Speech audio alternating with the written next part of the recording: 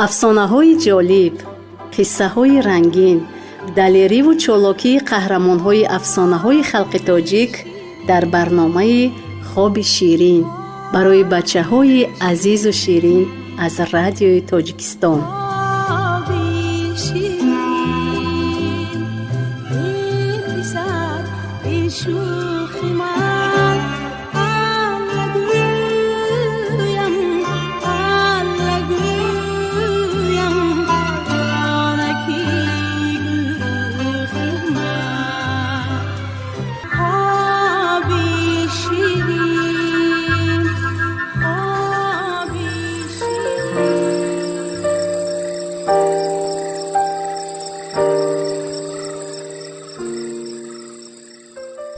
باز پگاه خیست و یک نمد سیاه را به کلینش داده گفت: تا بگاه این نمد را شسته سفید کردمان. کلینش نمد را گرفته با صابون شستن گرفت. هیچ نیکی نمد سفید شود. در سر نمد گریه کرده نشسته بود که باز سلطان سگ زرد آمد. باز چی شد؟ خندیده پرسید وی. مادرتان همین نمد سیاه را دادن که تا بگاه شسته سفید کردمانم. من هر چند می شویم لیکن سفید نمی شود، گفت زنش. سلطان نمد را برده پرتافت و به جایش یک تا خودی همان برین نمد سفید آورده داده گفت: اکنون یک تا صابون را گیر و شسته شین. زنش صابون گرفته شسته شیشته بود که خوشتامنش آمد. دید که نمد سفید شدگی. گفت: این کاری تو نیه، کاری سلطانی جوان مرگ. خوشتامن فکر کرد که با این راه ها کلینش را نیست کرده نمی شود. علاجی دیگر یافتنش در کار. این کمپیر یک خواهر داشت. قرار داد که زنی سلطان را به پیش خواهرش می فرستد. آنجا او را خواهرش نیست می کند. پگاهی خیست و به کلینش گفت: ای کلین، رفته از خانه خواهری من الک گرفته بیا، فهمیدی؟ این هم خوب گفته برآمده رفته ایستاده بود که در کوچه شوهرش را دید. کجا می روی؟ پرسید سلطان سگ زرد. مادرتون به خانه خواهرشان برای الک فرستادند، گفت زنش. سلطان سگ زرد گفت: همین که به خانه خالم رسیدی یک دروازه کج را می بینی. از سلام دروازه راست میگویی و به ترمی در کمتر روغن میریزی. باز قدر میروی که در پیش اسب استخوان پرتافتگی و در پیش سگ بیده. تو رو و استخوان را به پیش سگ پرتاو و به پیش اسب بیده را پرتا. بعد به خانه درو. اگر خوابی خالم بردگی باشد چشمانش کلان کلان کشادگی، اگر بیدار باشد چشمانش پوشیدگی. وقتی در آمدن السلام علیکم گفته درا. خالم علیک میگیرد و میگوید که کمتر سری مرا بین، شبوشش را تازه کن. تو گپ نزده رفته کاری گفتگیش را کن. وقتی که خوابش برد آهسته خیز و از خانه خالم آینه و شانه و قیراق را یافته تیز گشته بیا. هر دویمون از اینجا میگریزیم. زنی سلطان خوب گفت و به خانه خواهر خوشتامنش رفته یک دروازه کج را دید. السلام علیکم ای دروازه راستی خوش روی، گفت. و علیکم دخترم، گفت دروازه. زنی سلطان کمتر به ترمی در روخن ریخت و به درون در آمده دید که در پیش سگ بیده و در پیش اسب استخوان پرتافتگی. وی استخوان را به پیش سگ پرتافت و بیده را به پیش اسب پرتافت. بعد به پیش دیو کمپیر در آمده دید که چشمانش پوشیدگی. السلام علیکم خاله جان، گفت. و علیکم السلام. اگر سلامت نمیشد یک لقمه خام میکردم. بیا دخترم، سری مرا دیده از شبش تازه کن، گفت دیو کمپیر. زنی سلطان رفت و سری دیو کمپیر را به بالای زانویش گرفته ملایم دید. خواب کمپیر برد.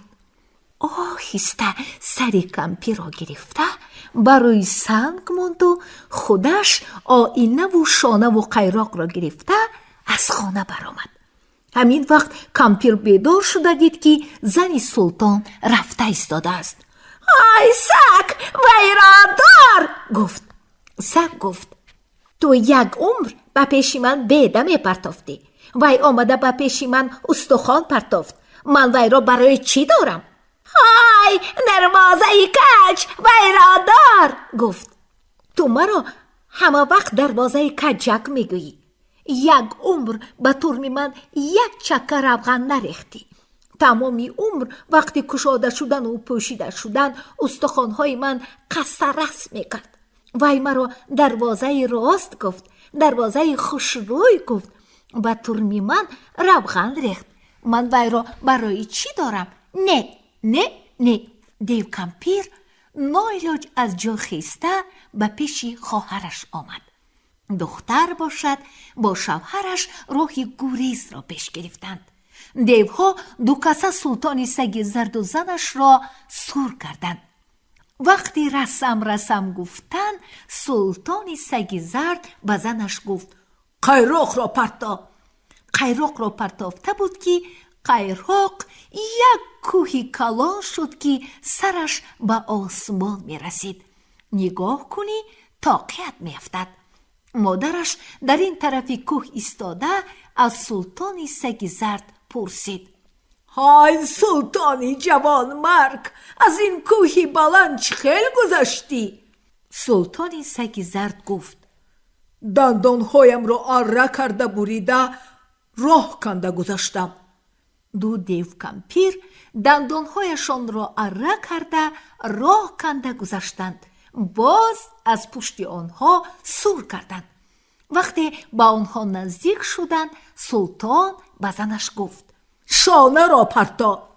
شانه را پرتافته بود که یک میدانی کلانی خاری مغیلان پیدا شد که هیچ علاجی گذشتن نبود. مادرش از پس میدان آواز بلند کرده از سلطان پرسید های سلطانی جوان مرگ، از این خارزار چه خیل گذشتی؟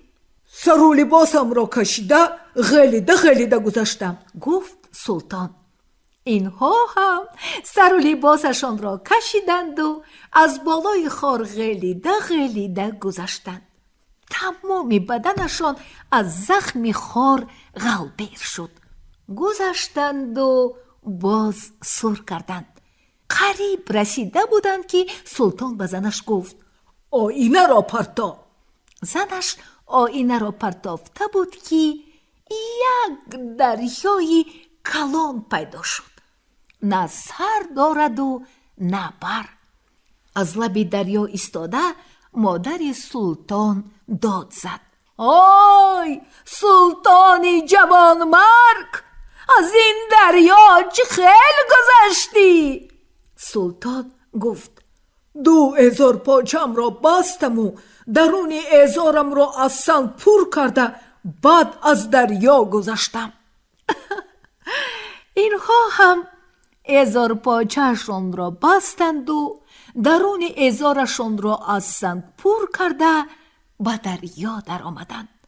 سلطان به زنش گفت اگر به دریا خون و ریم براید ما زنده میمانیم، اگر دود براید از دست اینها خلاصی نیست، ما نابود میشویم. نگاه کرده ایستادند که از دریا خون و ریم برآمد. خاطر جمع شده به خانهشان آمدند و 40 شب و 40 روز توی تماشا داده خوش و خرسندانه زندگی کرده به مراد و مقصدشان رسیدند. شما هم نبیره های عزیز بیبی به مراد و مقصدتان رسید. این بود افسانه عجایب و غرایب سلطان سگ زرد. عزیزان دل، با شمایان خوابی خوشخواهانم. با شما بودم بیبی افسانه‌گویتان براحت بانو. شب بخیر.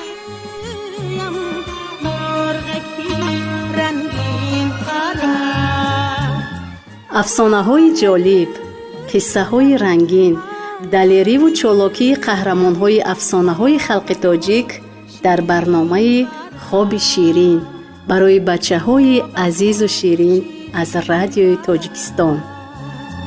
خوابتان شیرین برام.